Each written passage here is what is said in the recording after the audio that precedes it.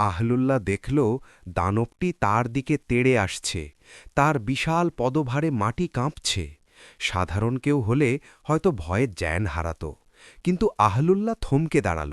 সে মনে মনে ভাবল, আল্লাহর কালামের চেয়ে শক্তিশালী আর কিচ্ছু নেই। সে চোখ বন্ধ করে অত্যন্ত ধীরস্থির এবং সুমধুর কণ্ঠে আয়াতুল কুরসি তেলাওয়াত করতে শুরু করল। তার চারপাশে যেন এক অদৃশ্য নুরানি দেওয়াল তৈরি হল।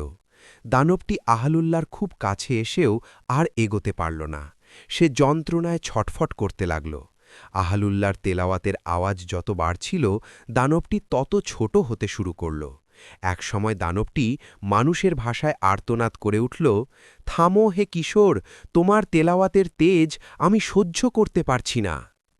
আরও এরকম ইসলামিক নতুন নতুন গল্প পেতে এই চ্যানেলটি সাবস্ক্রাইব করে রাখো অথবা ফলো দিয়ে পাশে থাকো। আর যদি ভিডিওটা ভালো লাগে তাহলে লাইক করে ভিডিও কেমন হয়েছে তার মতামত কমেন্টে জানাও। দেখা হচ্ছে পরবর্তী ভিডিওয়।